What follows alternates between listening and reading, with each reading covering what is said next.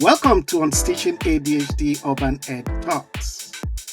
I'm your host, Dr. Stanley Ekiyor, and today I'm joined by Stephanie Knapp, a seasoned special education leader with years of experience in one of the largest New York State urban districts. She has experience supporting students with diverse needs, including ADHD, and brings valuable insight on inclusive education and the challenges of special ed in urban schools. Stephanie, welcome to the show. Thank you, Stanley. I'm excited to talk about this with you. Thank you. So, please, before we start, I know how passionate you are about your job, and my listeners will want to know, what's the story behind your career? What drives you? It is so interesting, Stanley. Thank you for the question. I actually have a quite interesting background. When I graduated from high school, I ended up going to Rochester Institute of Technology for biotechnology. I was fascinated with genome theory, trying to figure out cancer research, etc. And I loved what I learned. However, I'm not the type of person that sits in a room and pipettes all day. So when I graduated from college, like many people, I came back to my hometown and didn't really have great employability skills. Mm, And I started substitute teaching. mm, I fell in love with the students that the teacher would leave a note about. Watch out for so and so. He's very, very talkative. Make sure mm, that you separate these two students. And those were the ones that was truly drawn to. I had an opportunity to go back to school for my master's degree in adolescent education. When I did so, I ran an out of school suspension program for oh, students. And so I was really working with the most administration. But as oh, you know, I love school law.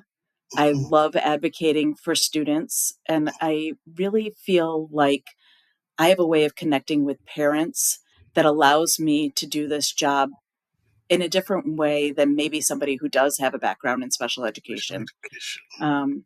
So I truly love what I'm doing. So I've had an opportunity to serve in the same role in Sodus, which is my hometown. Mm, And so I gave back to my hometown for a number of years, which is a small rural community in upstate New mm, York, farming community, area of what we see in Rochester City schools.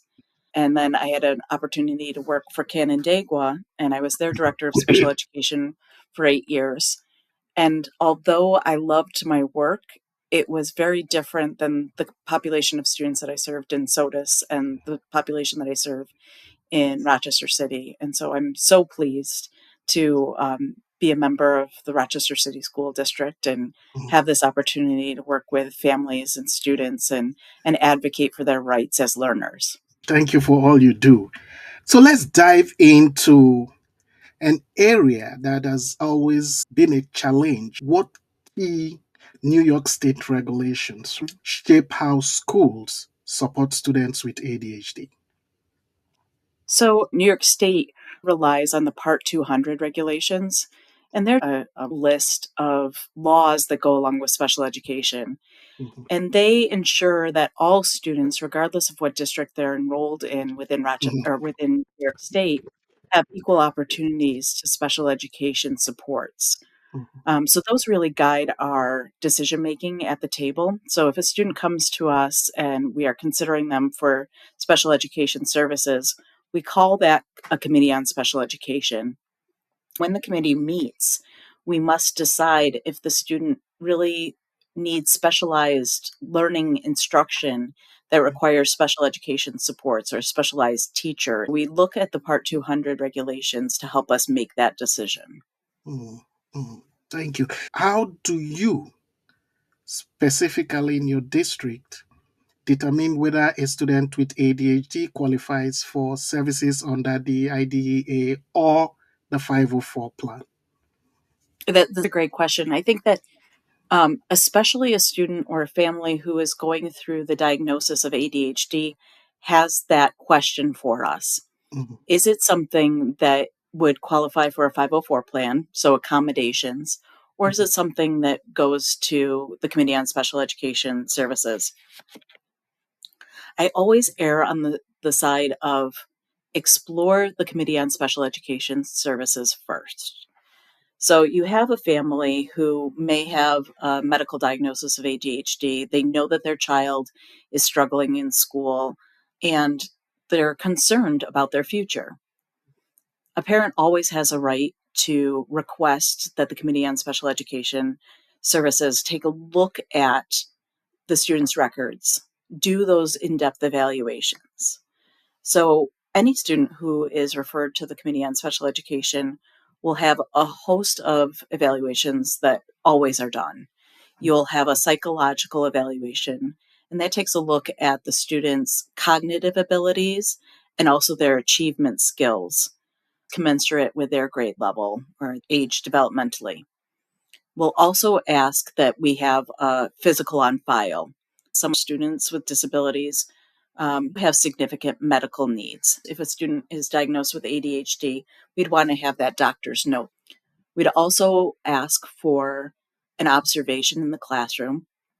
Again, seeing a student in their natural environment, how are they reacting to the tasks that are required of them in the classroom? And then we'll always ask for what's called a social history. And that might be somebody interviewing a family to determine if they've had a significant birth history. Was the child denied oxygen at birth? Those types of things. We'll also ask about family history. We know that some learning disabilities do run in families. That family history is really important for the committee to make an informed decision. Once the Committee on Special Education meets, they will take a look at all those evaluations, make sure that the family is involved in the meeting to give their input. It's so important that we have family voice at those meetings. And then we make a decision. Does the student truly need differentiated instruction? Do they need a teacher in the classroom who has that special education background, who can tier the instruction down to the student's needs? Could they scaffold up, providing them with incremental supports that the student might need in order to access their grade level curriculum? If that is so, then the student very much might qualify for special education supports. However, there are some students that might have a diagnosis of ADHD, and what they really need are accommodations in the classroom. They need to make sure that they're at the front of the classroom so that they can see the teacher as they're delivering instruction. Might need on task focusing prompts, a teacher to come up to them and put their hand on the table when the student is daydreaming. They might need testing accommodations. For a student who has ADHD, it might be necessary for the student to have extended time or to be tested in a location that has minimal distractions.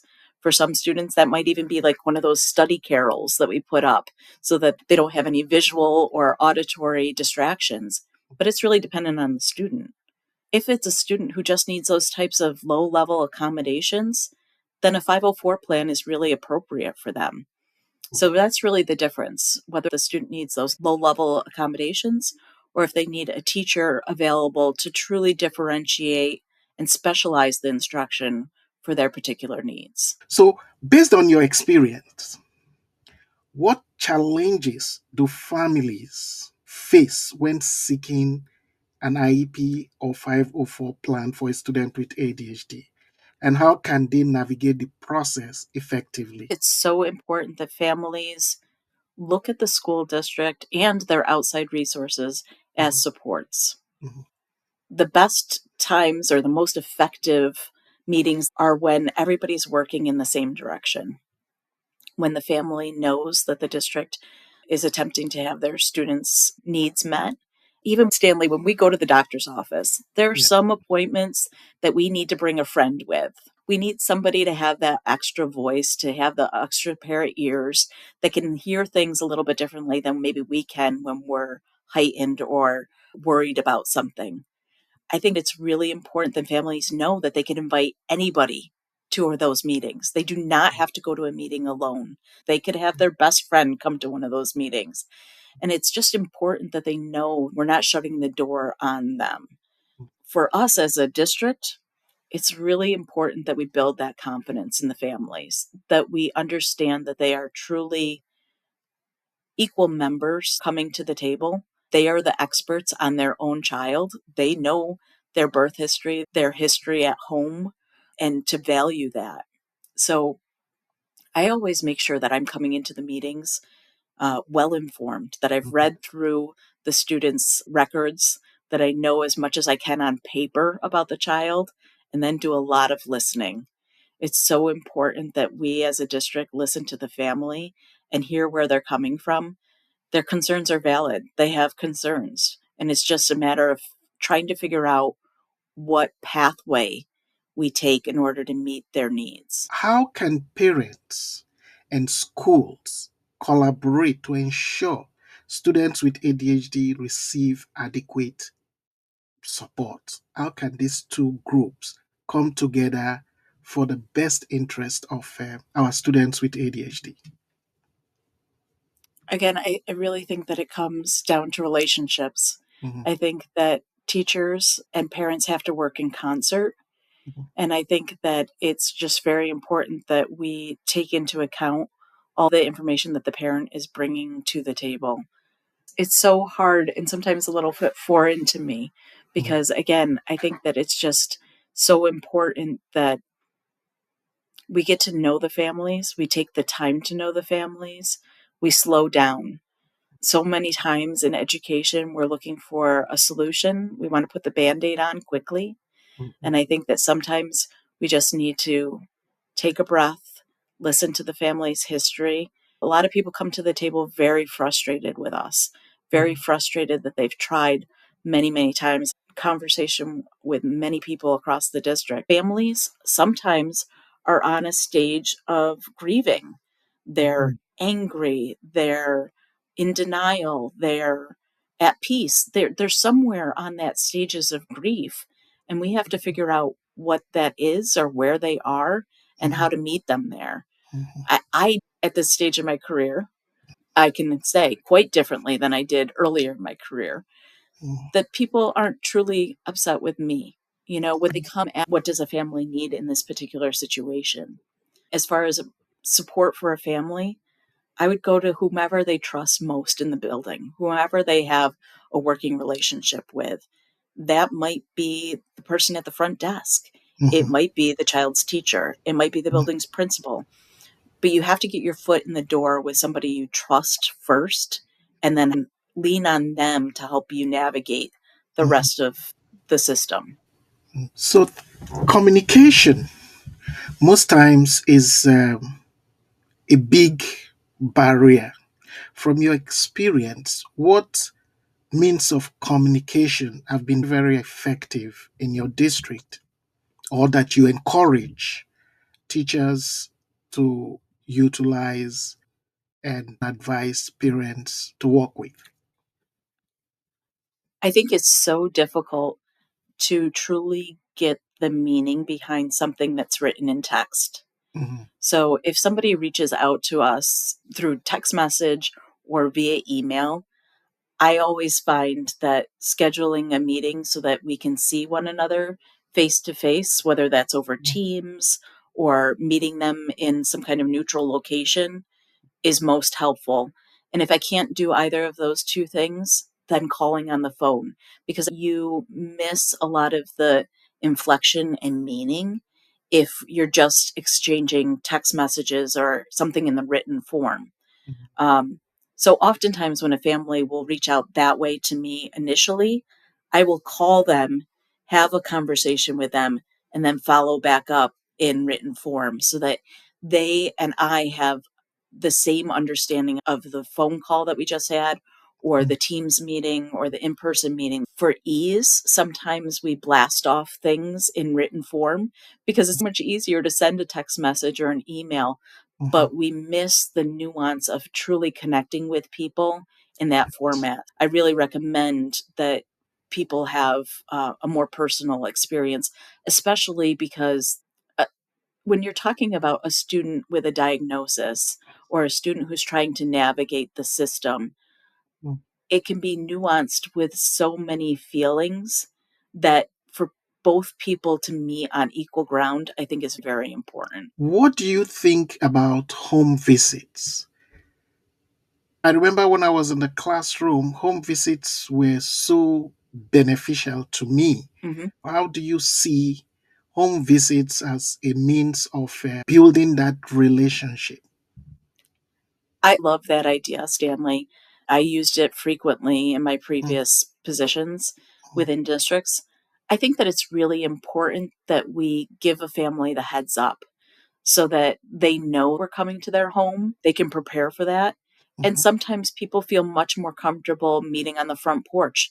mhm, But I think that to let them know that we intend on coming over and negotiating a time and a place where that might be most appropriate mhm, is just a level of consideration that I mhm. think is definitely needed. I'm wholeheartedly endorsing home visits. I think we Visit. can get a lot about the environment. We can take in Mhm, so by doing a home visit and by meeting somebody where they live.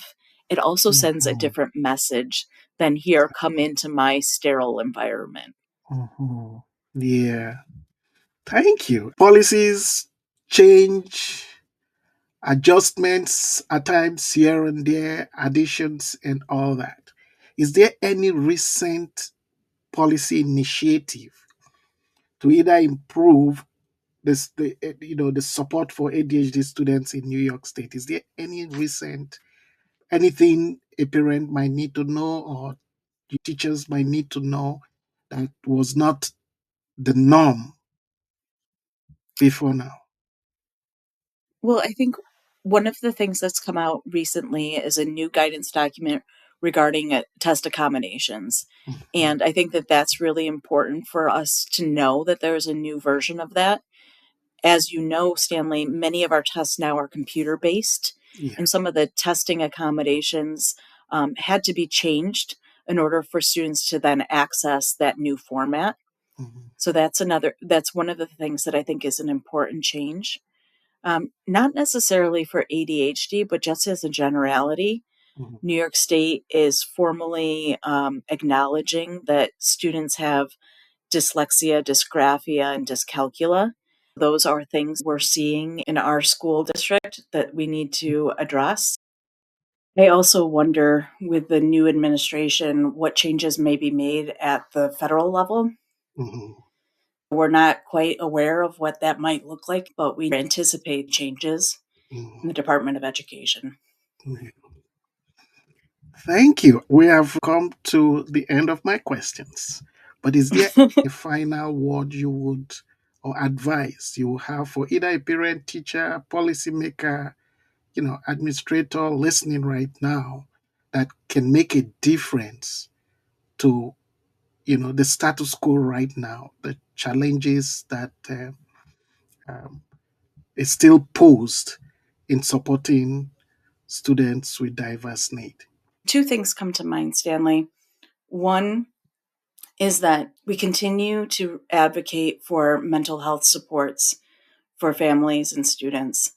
Um, I think that some of the barriers that we see in Rochester City schools is that families can have a very difficult time accessing both medical care as well as the educational system. So I Mhm. think that both of those things could be really difficult for families to navigate. I think providing more providers and access to providers within the Mhm. community, whether through telehealth or low cost means for families to access community based medical facilities. I think those types of things are really important, and we continue to advocate for that within our community. I also know that the Department of Education in New York State is considering multiple pathways towards graduation. I think that that's particularly important for our students with disabilities or diverse learners.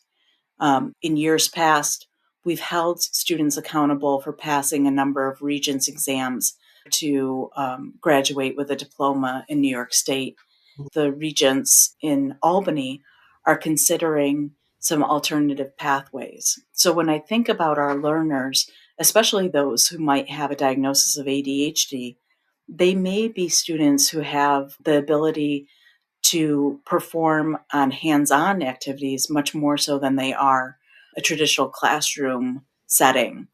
So if the Department of Education does change those pathways, it would be able to allow for many more students to have work-based learning Mhm, or other means of showing competencies, like mhm, through a portfolio, etc., in order to show that they have met the requirements. The barrier for our students being successful in graduation is truly sitting through those exams.